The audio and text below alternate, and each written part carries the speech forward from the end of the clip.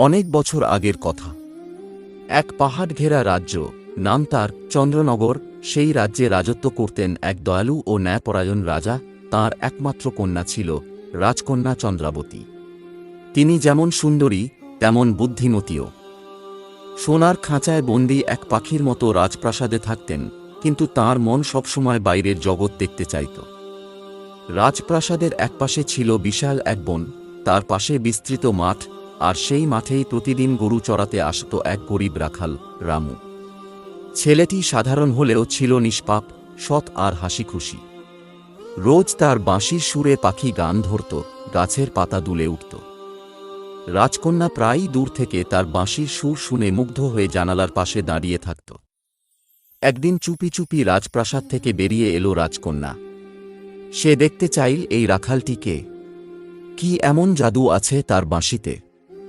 চন্দ্রাবতী গিয়ে দাঁড়াল সেই মাঠে। রামু তখন গরু চড়াচ্ছিল, হঠাৎ অপরিচিত সুন্দরী মেয়েটিকে দেখে অবাক হল। বলল, তুমি কে? এত দূর কোথা থেকে এসেছ? রাজকন্যা মুচকি হেসে বলল, আমি সাধারণ এক মেয়ে, তোমার বাঁশির সুর শুনতে এসেছি। রামু লাজুকভাবে হাসল, তবে আজকের সুর তোমার জন্যই হবে। সেই দিন থেকে দুজনের দেখা হওয়া চলতে লাগল, ফুলের মাঝে, গাছের ছায়ায়, নদীর পাড়ে। একটুখানি সময় যেন হয়ে উঠল তাদের সারা জীবনের স্বপ্ন। কিন্তু সুখ বেশি দিন থাকে না। একদিন রাজকন্যার প্রাসাদে খবর পৌঁছে গেল, তিনি নাকি এক রাখালের সঙ্গে দেখা করছেন। রাজার ক্রোধ তখন আকাশ ছুঁয়েছে। তিনি বললেন, রাজকন্যা কখনোই একজন রাখালকে বিয়ে করতে পারে না। এই সম্পর্ক অসম্ভব। চন্দ্রাবতী কান্নাভেজা চোখে জবাব দিলেন, আপনার রাজ্যে কি ভালোবাসার কোনো মূল্য নেই? আমি তার চোখে রাজত্ব দেখি না, আমি দেখি এক সৎ মানুষকে।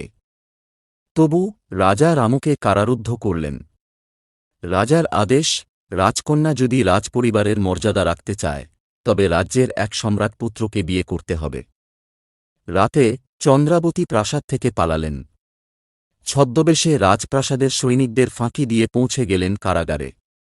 প্রহরীদের ঘুম পাড়িয়ে রামুকে নিয়ে পালালেন তারা। দুজন ছুটতে লাগলেন অজানার পথে, জঙ্গলে, পাহাড়ে, নদী পার হয়ে দূরের এক গ্রামে। সেখানে তারা গোপনে থাকতে শুরু করল, নিজেদের ঘর বাঁধল, সাধারণ জীবন যাপন শুরু করল। কিন্তু ভাগ্যের খেলা। রাজ্যে একদিন এক দুর্যোগ নামল, ভয়ঙ্কর খরা, নদী শুকিয়ে গেল, ফসল নষ্ট, মানুষ না খেয়ে মরতে লাগল। রাজা তখন সর্বত্র বার্তা পাঠালেন, যে আমার রাজ্য রক্ষা করবে, তাকেই পুরস্কৃত করব। রামু সেই সুযোগ নিল।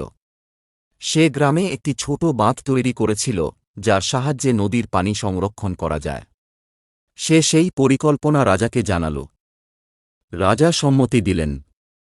রামু ও চন্দ্রাবতী রাজ্যে ফিরে এলেন, আর সেই পরিকল্পনা কাজে লাগিয়ে রাজ্য রক্ষা করলেন। রাজা তখন চোখ মেলে দেখলেন, এই সাধারণ রাখালই তার রাজ্যকে বাঁচিয়েছে। তিনি চুপ করে বসে রইলেন কিছুক্ষণ। তারপর রাজকন্যার দিকে তাকিয়ে বললেন, আজ আমি বুঝলাম, মর্যাদা রক্তে নয়, চরিত্রে। রামু শুধু একজন রাখাল নয়, সে একজন সত্যিকারের রাজপুরুষ। তিনি রাজসভায় ঘোষণা করলেন, আজ থেকে রামু শুধু রাখাল নয়, রাজজামাই। সেদিন রাজপ্রাসাদে ছিল উৎসব, ফুল, আলো, আনন্দ। রামু ও চন্দ্রাবতী একসাথে রাজ্যে সুখে শান্তিতে বাস করতে লাগলেন। তাদের ভালোবাসা আজও লোককথার মতো ভেসে বেড়ায় চন্দ্রনগরের বাতাসে। শেষ কথা, ভালোবাসা কখনো ধনসম্পদ চায় না, চায় বিশ্বাস, সততা আর সাহস। রাখাল হোক বা রাজা, ভালোবাসা সবার হৃদয়ে সমানভাবে বাস করে। গল্পটি ভালো লাগলে একটা লাইক করবেন এবং কমেন্ট করে আমাদেরকে আপনার মতামত জানাবেন। এবং চ্যানেলটি সাবস্ক্রাইব করে আমাদের সাথে থাকবেন। ধন্যবাদ।